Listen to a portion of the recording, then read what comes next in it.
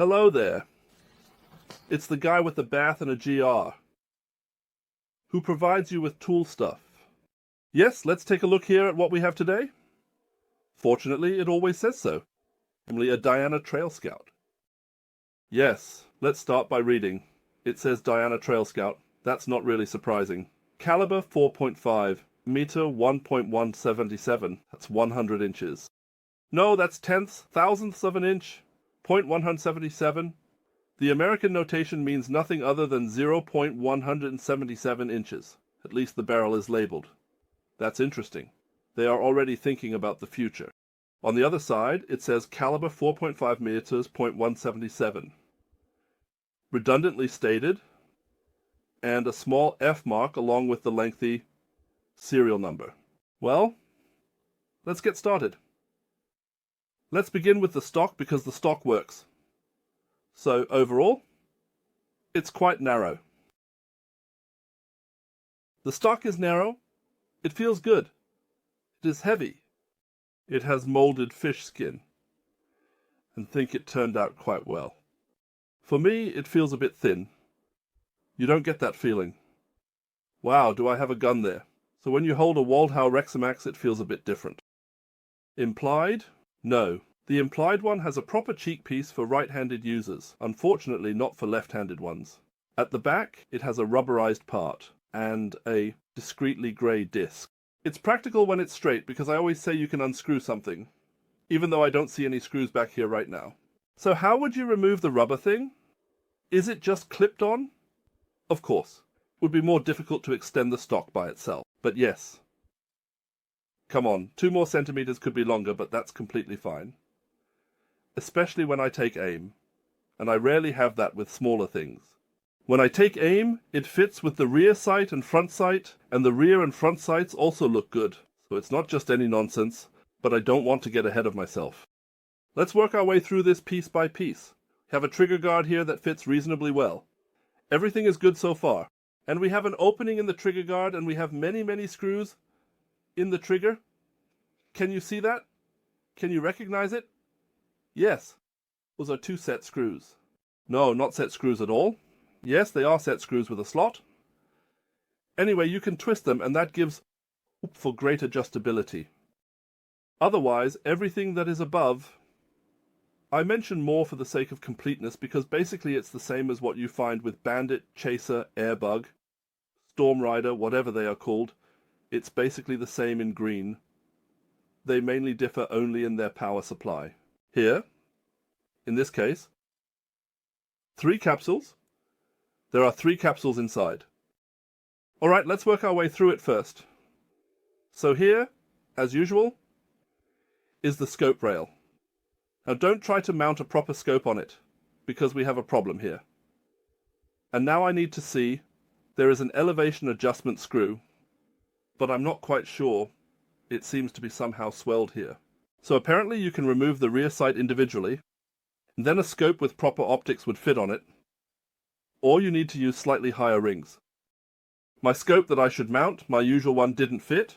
It was too big. The smaller one works too.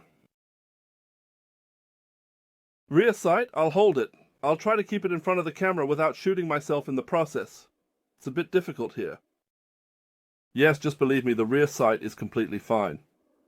Height and windage adjustable. The grip. There's no front tunnel, no front protection. The grip is made of plastic. I'd say it does what it's supposed to. I can show you the muzzle. It has a standard suppressor that comes with it from the factory. Is it half an inch on? I don't know. I don't think so. But it will be in the description of your trusted air rifle dealer. However, since both the Chaser and Bandit and so on all have their own little quirks, I think this is a silencer. So a silencer thread. That stands on its own. Only the items from Diana fit on it, or from Snow Peak in China, but Diana is marked on it. However, it doesn't say anywhere here made in China, and it doesn't say anywhere made in Germany either. Well, everyone knows that it is made in China. We have here a seemingly included magazine, 9 shots. It's no secret, the same magazines are also included with all the others, like Chaser, Airbag, Bandit, Storm Rider, all the same. They cost over $25 as spare parts if you want more. 9 shots. 0.5 meter, I don't even know. Is there a 5.5 version? I don't care, I prefer to shoot 4.5 anyway.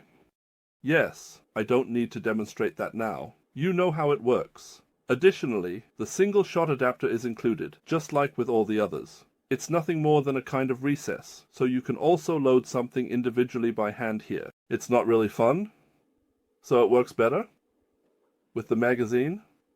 So the preference for the trigger, I would say 2mm, 2001. Afterwards, everything is fine. It sounds very quiet now. This is related to the silencer. When there is a silencer on it, it just makes a whoosh. It works very well. It dampens sound. Who would have thought? Yes, come on, for the price range, that's completely fine. Trigger safety, not automatic, just a trigger safety that only secures the trigger. So this thing is not drop safe or anything like that. Do I really have to explain how the magazine works now? I'll do it anyway for those who haven't seen any other videos. You have to cock the thing counterclockwise. So, when you are at the very front, you have to insert a diabolo from the back, backwards. And from there on, the whole thing is no longer under tension. You can simply turn this disc and gradually fill the diabolo from the back until we have a piece left in here. It works quite well. Clunky! So, the transport from the magazine to the barrel is clunky. Just as clunky as with the Bandit Storm Rider. There are certainly tuning options available. Maybe there are also aftermarket magazines. The way, they are all a bit clunky. I've seen it happen with very expensive shotguns as well. Maybe it works a bit better with semi-round heads or pointed diabolo. Of course, I have to find out what fits into this thickness here, and it gets caught at the front. Yes, so now we come to the capsules. I want to do some degassing because there are 3 capsules in here that I will degass now. Not everything that can be released has been shot out yet. Yes. Here I sat for a bit and thought, I was here screwing and turning, and yes, damn it, how does this work now? There were still 3 capsules left from the previous owner, and this just kept spinning. So they had long lost pressure. Yes, and everything was just spinning here, and I was screwing and screwing and screwing. Nothing happened. I didn't let that part underneath be unscrewed, and then I actually looked at the manual. The manual says to fold it down and unscrew it. Yes, but not how. So I watched a video for someone who has done this before. That's how the principle works. Then I can screw my fingers sore. So, this here is a toggle lever. Can you see that from there? Yes, I can somewhat. I should have worn a light t-shirt. I'm folding it down now. So, the thing is still under pressure and nothing is hissing here. Yes, there is a trick that sometimes works, sometimes doesn't. Namely, here somewhere halfway. No. They made it so that nothing happens? Well, all right. Well, all right. So you can turn this until you turn black. So the system itself is not bad at all. It has 3 capsules in it, with 3, yes, non-existent seals. They are just metal spikes without a seal. So 3 times the possibility that something might leak, which is not the case here. Everything works. However, I don't think I can turn this here with my own strength. No, I can't. That's the reason why I praised another shooting device so much, that you can unscrew it with 2 fingers, even when it's under pressure. That's not the case here. This thing, as already mentioned in the video, is practically impossible to open without emptying it. That means you sit there, and it's full. And after a few hours, so much air is out. It's probably a trick, pliers or something, I have no idea. Well, what's inside here, which I unfortunately can't show you now, are 3 capsules. One is placed this way, on the pin, the second this way, and a spacer goes in between with 2 pins, one here, one there, and the third capsule goes in again this way. Yes, the fact that you can't degaz it is a bit annoying, but at least if you were to screw it on top now, you would have exactly the problem I described in a previous video. Namely, as soon as the first capsule is pierced, screwing it on is incredibly difficult. That is not the case here. Here, You just screw it on tightly first, very loosely, and with this little lever here. Right, so if you practically grab it from there, it works too. Then it is also sealed. I can't unscrew it now because everything is under pressure. I can't get it off. 56 bar, no chance. Yes, so when you have the chance, completely empty it calmly. Wait until it empties by itself. No idea. A bit strange, but whatever. Let's take a look at the paper. This here is the most important paper. Wow. That's really not bad. There is a significant outlier. And the rest? I've had some really expensive things here that didn't shoot like that. And not even when I tried hard. And I didn't even try particularly hard. I tried, yeah, okay, let's make as few mistakes as possible, but it's fine. 2001, that's okay. So for a recreational shooter, that's really okay. At 10 meters, sitting, as always. Just lay it down, but you can't see much, right? Anyway, later on the monitor, everything will be bigger. So that's really good. Then we would have here, somewhere, I hope, Diana Trailscout, kilometer long, serial number 2001. I paid €102 gold coins for it, and the new price is around 170, so about 10 more, 10 less, depending on where you look or what special offers there are. And that includes a ball cart or a few balls and a few capsules, who knows. Yes, I have to say, I find that okay. If it shoots like that, I find it even more okay. And now comes the kicker. I need to see from which side to go in here, and then we'll look over there. This way you can watch a bit. Select profile. Select profile. Diana, finally something with D. D, Diana, Daisy, Daisy, Diana, Diana, Diana, Diana, Diana. My goodness, Anna. 21, 25, 25D, 27, 5 and 30, 350, 75, Airbug, Bandit, Chaser, Oktoberfest, Trailscout. Below that, there are still 250, 200. I have them all here. There are already videos for all of them. I have old videos. You can watch not only new ones. I have 1,500 videos on the channel. Not all with a bang, but at least. So, we have. This is now interesting. I'll start here with this number. 16 shots counted. So I only made 16 counted shots. High 164 ms, low 161 ms, a deviation of 3 ms. That is my official statement. As a graphic, it looks like this, and I tell you, I have never seen that, not even with competition weapons. View shots, I'll read them to you. All in joules, 7.1, 7.2, 7.2, 7.2, 7.1, 7.3, 7.2, 7.1, 7.1, 7.1, 7.1, 7.0, 7.1, 7.1, 7.2, 7.2, 7.1, 7.1, 7.1, 7.0, 7.1, 7.1, 7.2, 7.2. This is grandiose. This is outstanding. This is pyramidal. Yes? What did I say? How much does the new one cost? 70. Then it is like this. Yes? Then it is roughly in the Storm Rider segment. It's practically the same gun, just a few things are different. The Storm Rider is, I believe, compressed air, right? And here are 3 CO capsules inside. Yes! As I often say, I can only judge what I have here in my hands. Whether they are all like this, or if I got a Sunday model or who knows what, I can't say. This one, in any case, shoots excellently, with consistency and performance.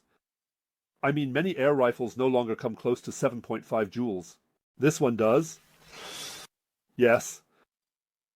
If you disregard that it's all a bit spiky, yes, it reflects in the price, and it always has to fit in size for small yellow men, and that they can't emit exhaust.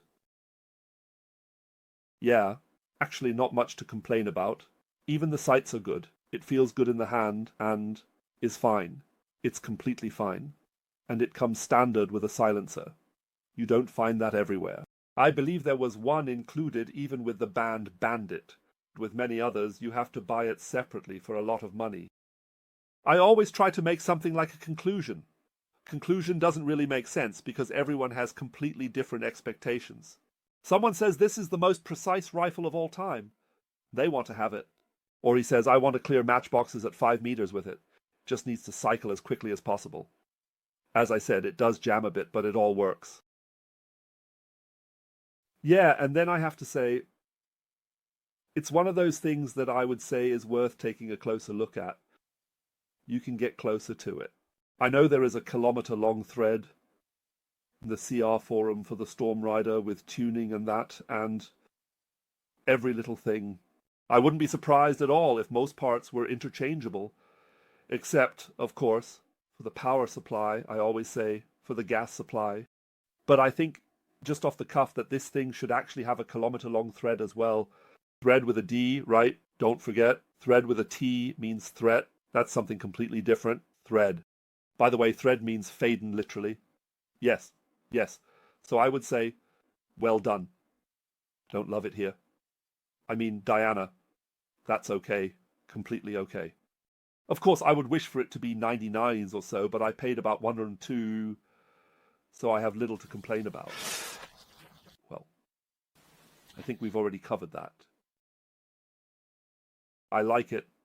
A bit small for me? It is. I have too many high quality, pre-compressed PCP air rifles to keep this thing. But if you don't want to go financially in advance as I did, then yes, definitely for fun. Especially if you can get it somewhere cheap. Used above all. Although used, of course, used always has certain drawbacks, but can manage. So that's it again, Malwell. Have to fall back into this flat accent again, right? I can't really speak flat at all. And besides, I sit here near Bremen. My accent is okay because my mom came from Kiel. That's why I also don't say came. What was it again? Hamburg. In Hamburg, you say it here. Or maybe in Hamburg. But with my mom, you say Hamburg. Derived from Schleswig-Holstein. So that would be it. I would say, yay. And indeed, the guy with the green-orange hands, who doesn't need to turn off the camera anymore because he has a mouse for controlling the computer. Thanks for watching. See you next time. You sand.